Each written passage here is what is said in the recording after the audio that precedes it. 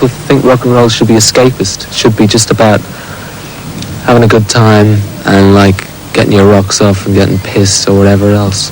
And sure, I think rock and roll has always had that. But why shouldn't it also face what's actually happening and try and deal with that as well?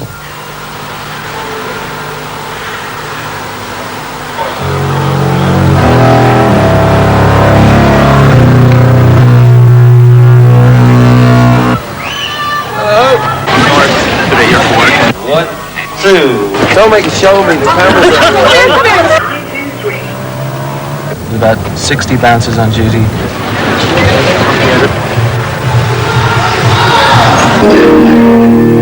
I mean, you'd have more people injured at midnight mass on Christmas Eve in Dublin than you would at a rock and roll concert. They can cross the religious divide. People will listen to them. Thousands of people are going to turn out to see them today. You two, best group in the world.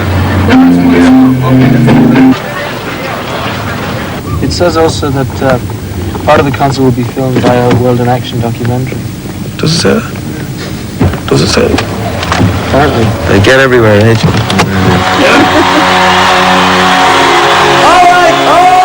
U2, the biggest rock band in the world today, take the stage in their hometown, Dublin. U2's music has captured the imagination of a generation. Their songs are filled with universal images of our times. The grim landscapes of modern cities, drug abuse and hopelessness, the bloody troubles of Ulster, war and famine overseas. Yet from these, U2 have created music which uplifts their audience, music of power and spirit. They've become the focus for a new and youthful idealism, singing for the 1980s as the Beatles sang for the 1960s. This is a film about U2 and their audience.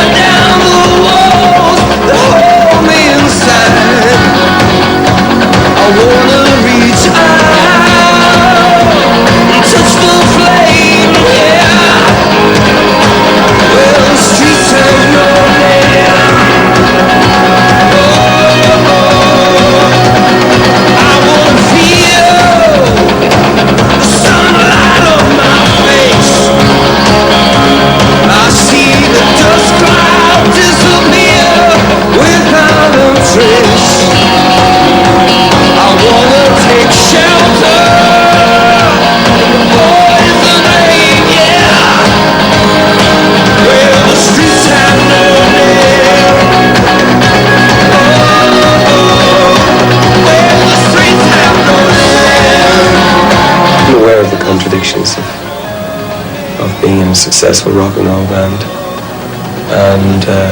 and yet at the same time writing about the lack of success of my own contemporaries.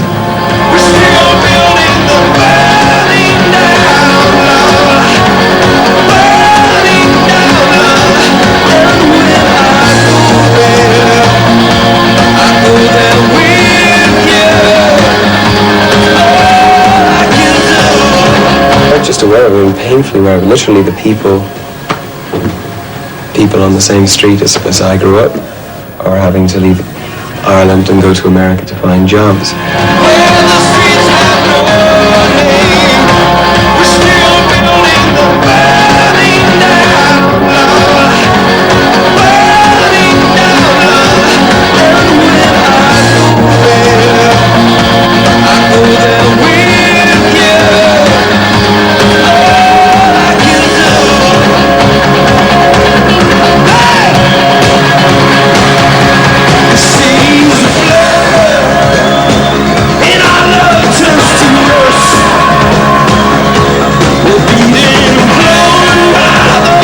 The rise of U2 is only equaled by the fall of our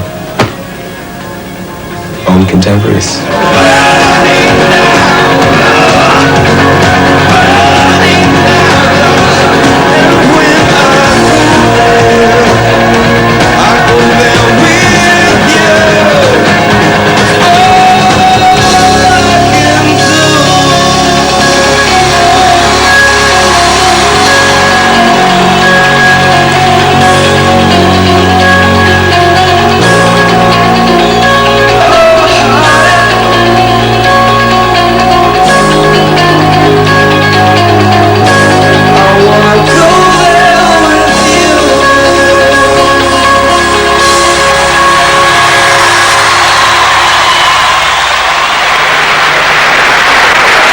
Another Irish group, U2, has in recent times had an immense impact through their music in the United States, bringing to that great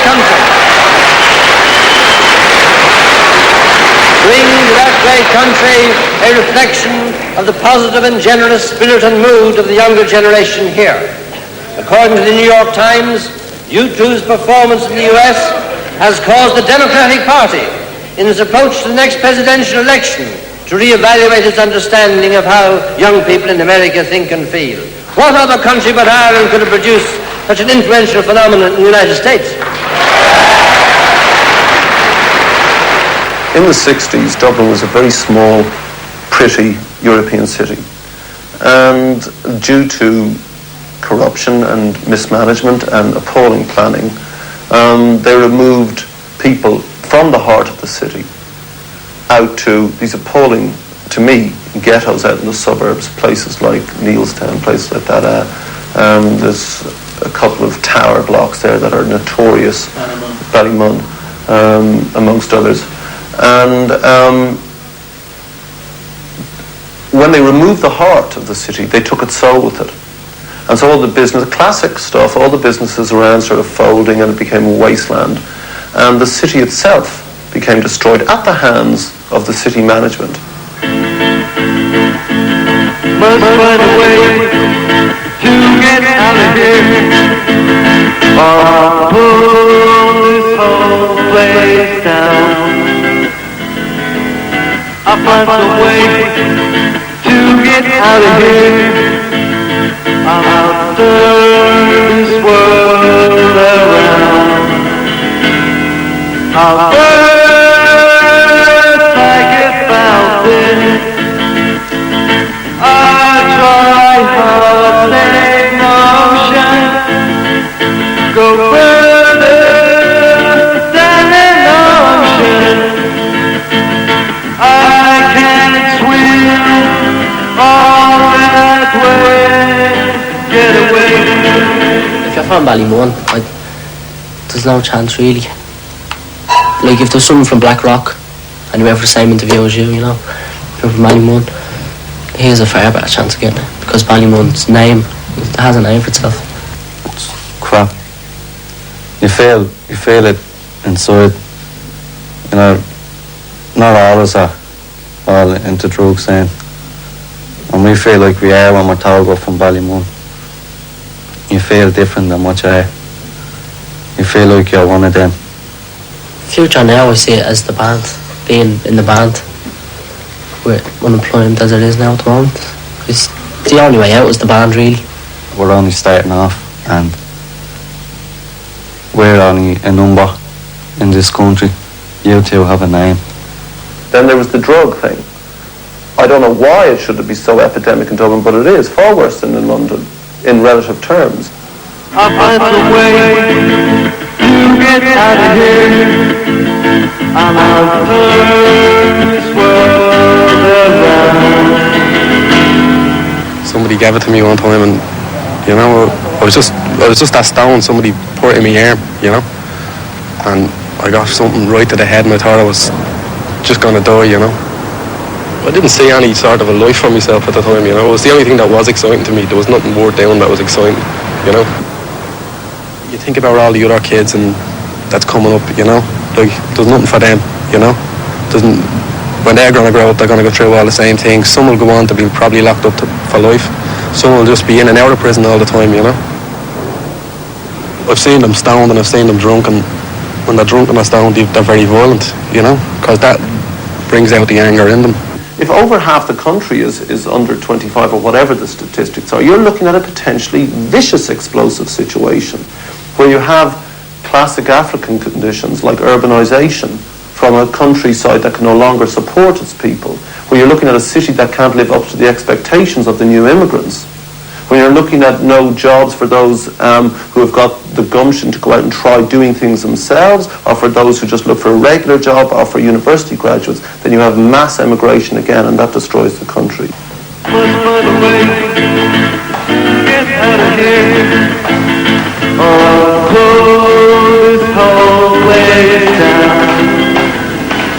It's very hard to go to America by yourself.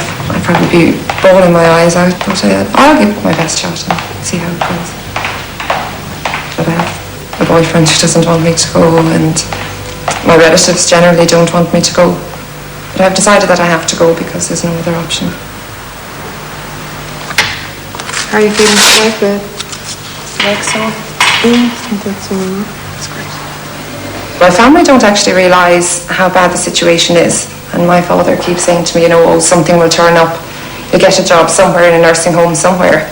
But I mean, the hospitals all around Ireland, not just Dublin, all around Ireland, they're letting their own staff go, and they're not even entertaining letters for vacancies for anything at all, in any section. What do your boyfriend say to you? I don't think it's really hit him yet. He doesn't think I'll go when it comes to the crunch, but I will. I have to.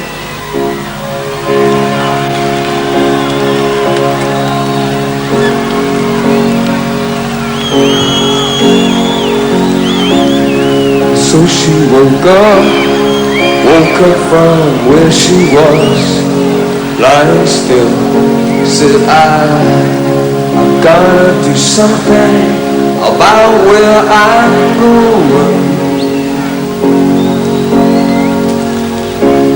Step on a steam train, step out of the driving rain, baby. Run from the darkness in the night, yeah. Singing home, la la la la, yeah. Oh la la la, yeah. Oh la la la, oh la la,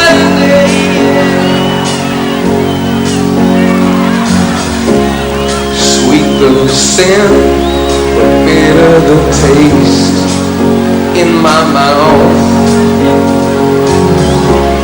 I see 7 towers, but I only see one way out. You gotta cry without weeping, talk without speaking, scream without raising your voice. You know I took the poison from the poison stream. Then I floated out of here, singing, la la la la, yeah. Oh la la la, yeah. Oh la la la, yeah. Oh la la la,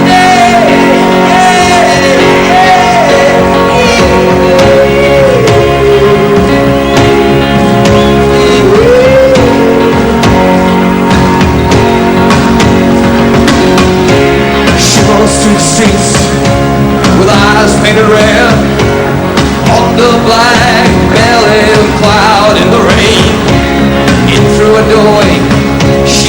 me. White gold and pearls stolen from the sea. She is raging, he is raging.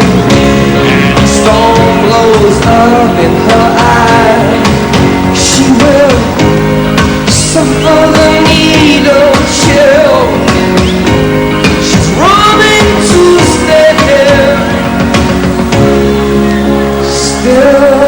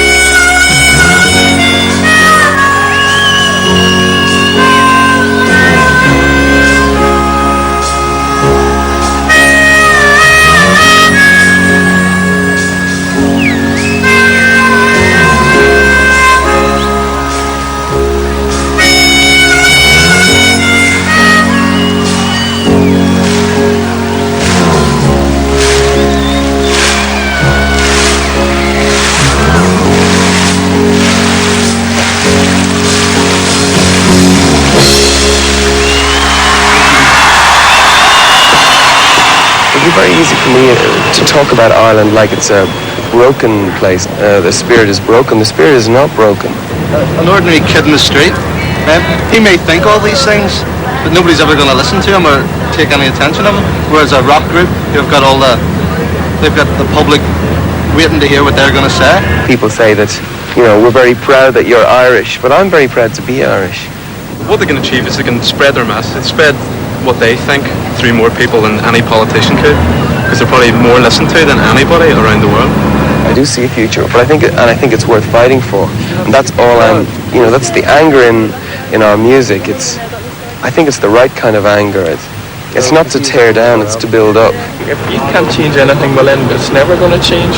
It has to change somehow. It's people like us, the young people, who have to listen. If they give it a chance and people do get ready to change, well then things will happen, things will get better. It has to. I think there's nothing more boring than complaining all the time. I mean, that was one thing I thought about the punk movement. It was great, but it was as if it was enough to just stand around and say how bad everything was. And I always thought, well, okay, things are bad, but, you know, where's the light at the end of the tunnel?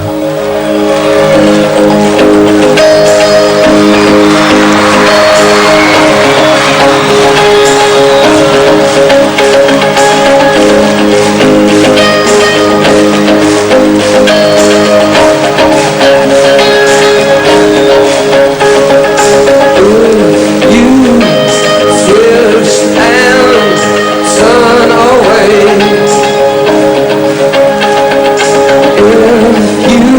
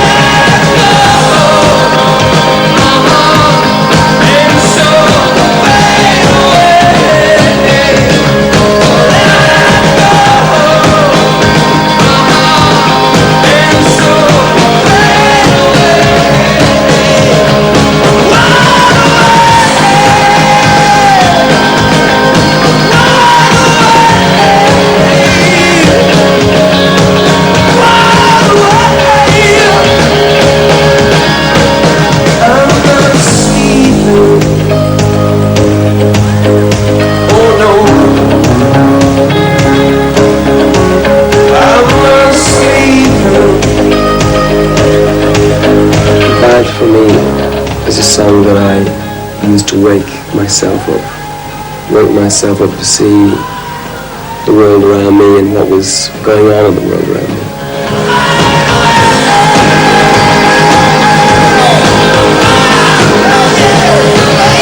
I feel a part of a generation that is waking up. And I'm not saying, look, I'm awake, all you people are just, walking and talking in your sleep. I believe I'm part of a generation that's waking up.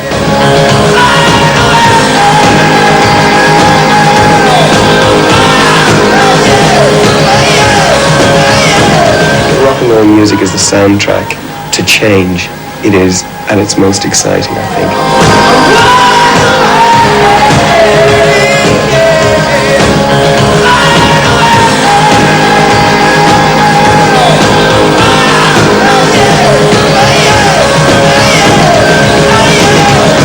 The imagination that is evident in Ireland, evident everywhere you go, the imagination that's evident in U2's music, the imagination that's evident in the audience at U2 where they can lose themselves and imagine this thing, must be applied to the problems of the country. And if that helps to change it, then good.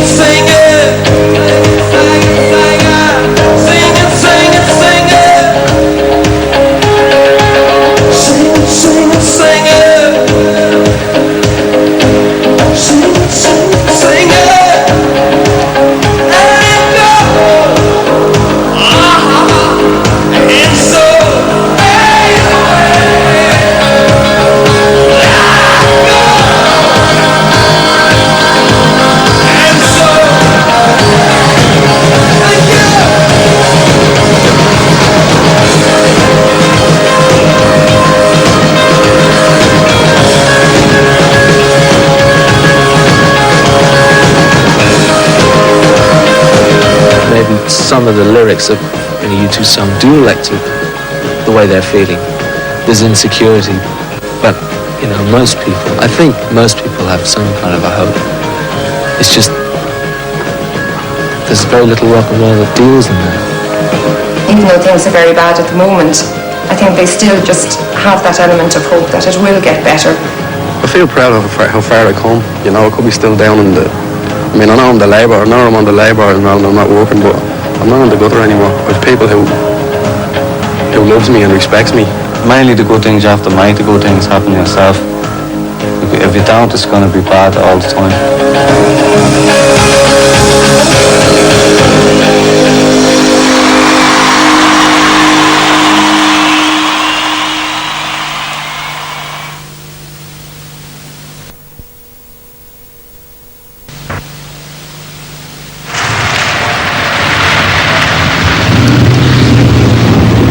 Jim, I gotta tell you a story. I was up in Donegal.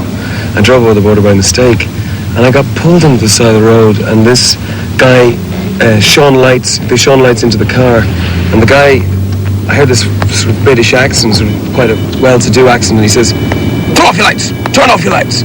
So I didn't know what to do, so I just turned off my lights, and he walked closely, walked up to the car, and he walked up to the car, and he said, "Good Lord, it's Bono." "Good Lord, it's Bono," he said. And with that, about 40 guys came out of the forest, you know, with like flower pots in their heads and everything, asking me for my autograph. I thought it was an amusing inconvenience. My mother was a Protestant, my father was a Catholic, and I was brought up almost in both churches. I mean, my early background was in a Church of Ireland. But right now, I mean, I feel equally at home or equally not at home in both camps. This bus, people, Protestant, Catholic, people who may care more than others about certain issues, but we're still all on the same bus going to see the same band. They want to sort of do their bit to bring the two communities together. They've realised the impact they can have on young people. On one level, you know, I have no right to comment about the troubles in the north of Ireland because I come from the safety of the south, but at the same time I'm an Irishman and I live in Ireland and I believe in the country north and south, so you know I'm literally, you know, torn in two about it myself. Protestant Catholics should live together, alright. But like, if you walk into a Protestant area, like, there's no way you're gonna walk out without getting a beating or whatever. The thing is, you're brought up. If you're in a Protestant society, you're brought up to hate Catholics. If you're in a Catholic society, you're brought up to hate Protestants. That's not the way it should really, be. there's no difference. If you look at it that way. Yeah. As he says, a lot of journalists go out to aggravate people. Sort of look, aggravate. They're out to aggravate Catholics and Protestants. You know, I mean, we're sitting in the same bus here together, and we're getting full together.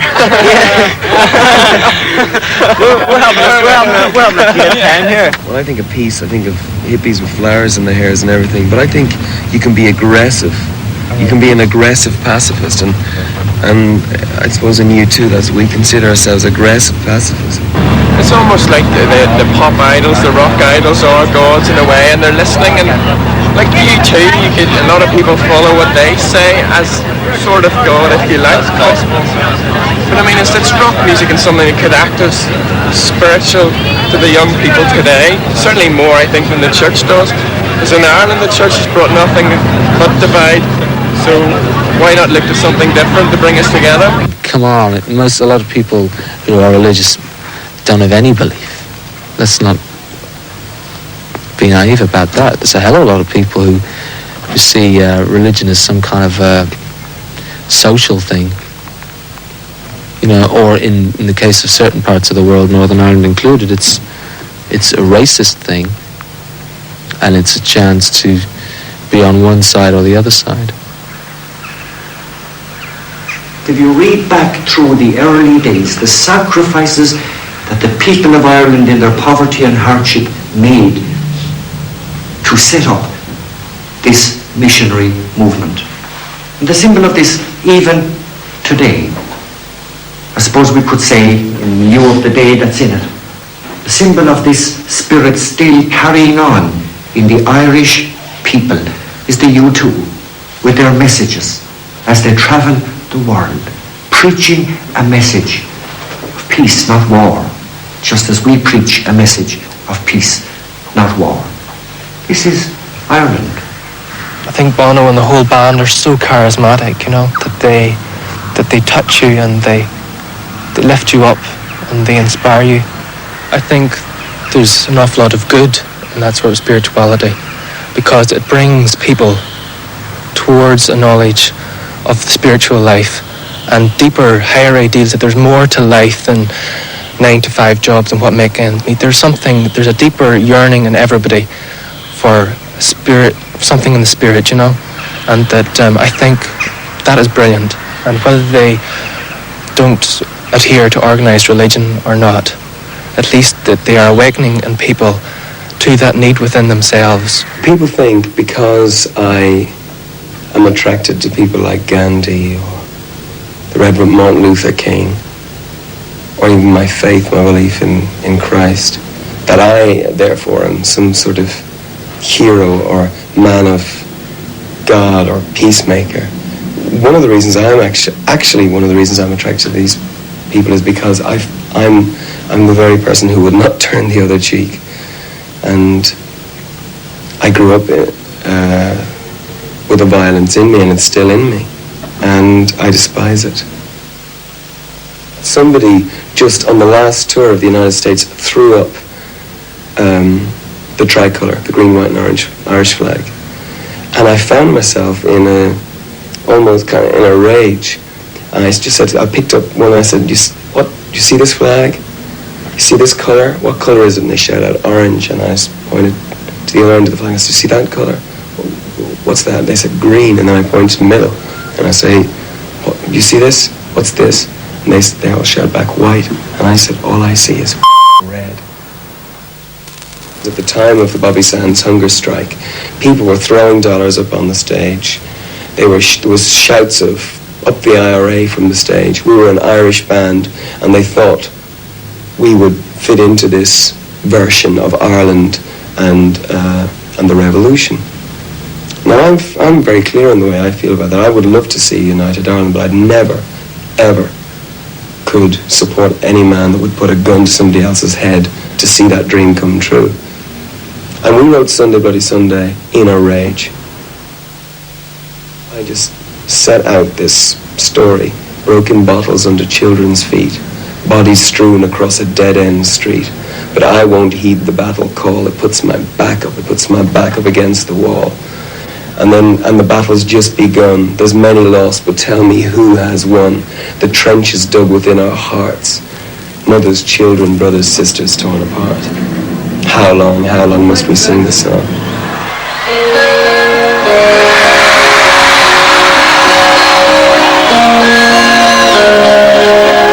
This is a song I hope one day never to have to sing again.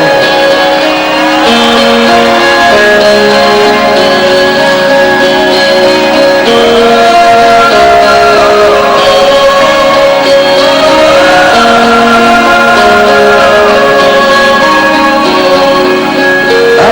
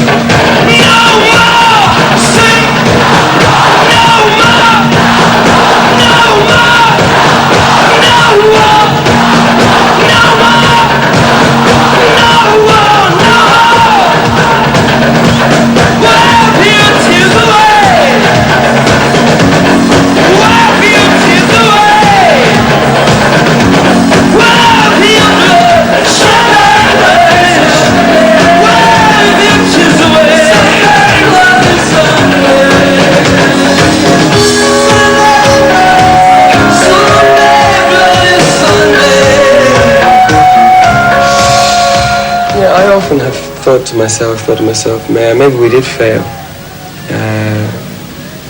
Maybe the song Sunday Bloody Sunday is a failure. I've often thought that to myself, that we didn't succeed in making the point that we wanted to make, that it has been misinterpreted. And we've alienated the Republicans who wanted to use it as a battle cry, and we've alienated the Unionists who only see it as a slap in their face.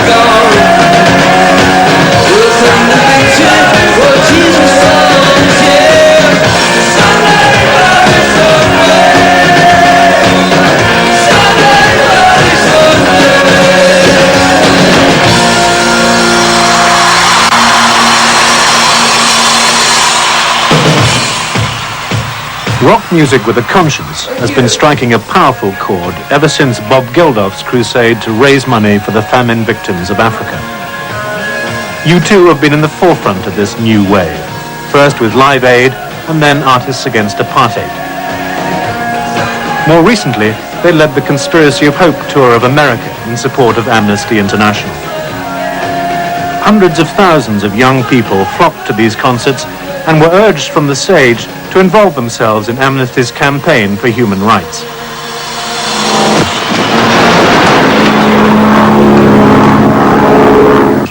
This year, U2 have turned their attention to the bitter conflicts of Central America. They've taken powerful songs condemning American policy in El Salvador to stadiums across Europe and America. I was on my way to look at a little farm cooperative on the hills just outside San Salvador. And we walked into a kind of ambush. They were bombing a particular hillside we were walking on.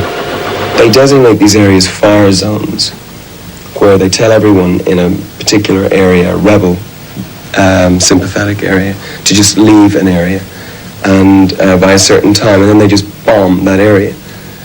And I felt sick, really. I felt sick.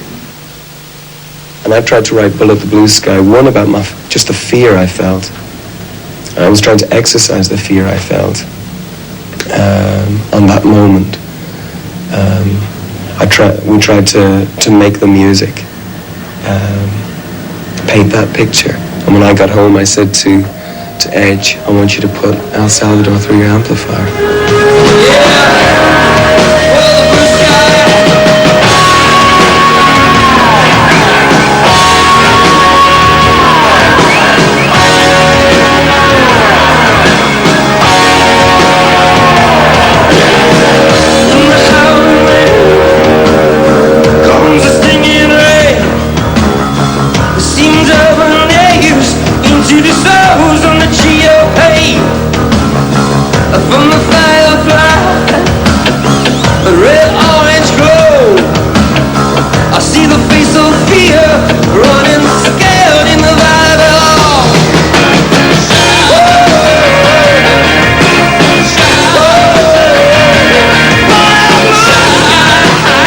Write songs because suddenly it seems like a good idea to have one about El Salvador. It's because something hits you over the head, because you feel strongly about it, because there's pain about something in you, and a certain amount of it is, I think, sometimes an exorcism in a sense.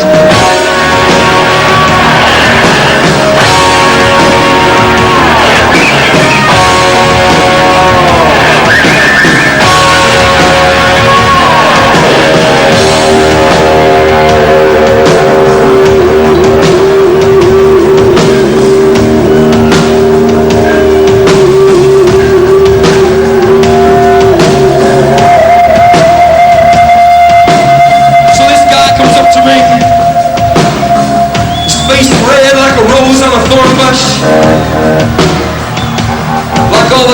of a royal flush. He's peeling off those dollar bills, slapping them down. 100! 200! And I can see those fighter planes. I can see those fighter planes. And President Reagan comes up to me with his buddy Mr. Gorbachev. And I can see those fighter planes. Across the mud huts where the children sleep, and through the valleys and the quiet city streets, we take the staircase to the first floor. We turn the key and slowly unlock the door. A man screams into a saxophone, and through the walls we hear the city roar. Outside it's America. It shows the dark side of the world today, and I suppose there's a relevance to me as a missionary. I feel that I would want to be in the mud huts where the children sleep, to be along with them and to side with them as the helicopters and the planes go overhead, to be with them, to struggle with them, and to give them a sense of dignity. On stage in Bullet the Blue Sky, there's a question at the end. I leave it as a question. And I start to paint the picture myself, and I say, see the sky cut open, see the rain pouring through a gaping wound, pelting the women and children who run into the arms. And then we just stop the song as we stop the record. And to have, and the audience go, America, and I just shine the spotlight on them.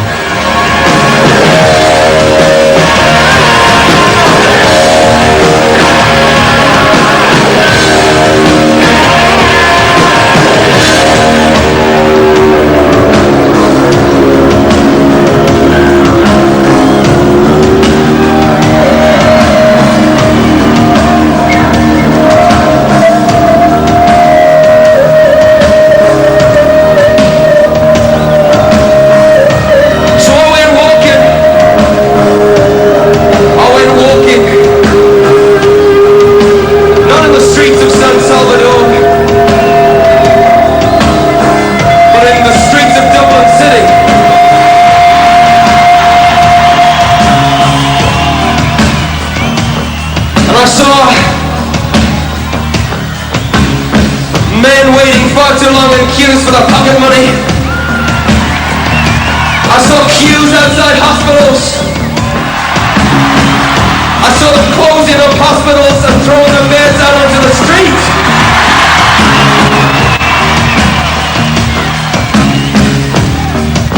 And I saw the sky ripped open and the rain pelting through a gaping wound, pelting the women and children, pelting the women and children who run into a brick wall. I'd like to think we scared the shit out of a few politicians, because there's an anger on the streets of this city and this country of Ireland, and I want to be a part of that anger.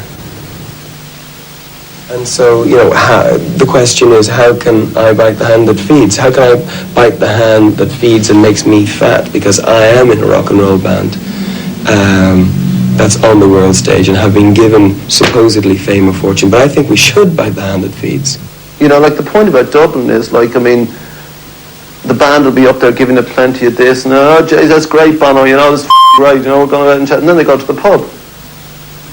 And that's the lasting effect of a concert. It lasts all the way on the bus ride home. And you'll buy the record and you'll remember that great event, that great celebration. And I don't think it goes beyond that, which is not in any way like to, say that their music is not important. Or as a band they're not important, they're radically important as a band. Isn't there a danger in the end it's just hopeful music in a hopeless time? It gives people a sense of uplift, but doesn't actually direct them anywhere. People said that before Live Aid. but Live Aid proved that music can unite people towards very specific ends, if called upon. I mean, music in the 60s surely contributed to the close down of the Vietnam War. I think we write songs that we believe in. I don't think we're trying to create a movement or tell people what to think. I think if there's a message to you too, it's think for yourself. I know that, and this is not to justify my position, because I don't have to justify my position on a political level, but Amnesty International has doubled their membership as a result of the Conspiracy of Hope tour in the US. That's real. That's tangible evidence that the tide is turning in the United States. I see that kind of concern coming in waves. I think that probably the early 80s was a particular low point, late 70s, early 80s, and Live Aid was the beginning of a kind of new awareness on that level. But I don't think it's unusual or a precedent. I think it's happened before and it'll happen again. It's just, this happens to be the awakening of some new kind of a feeling. Why should that have come about? What's created that new? Ley lines, I reckon. It's all Stonehenge, you know.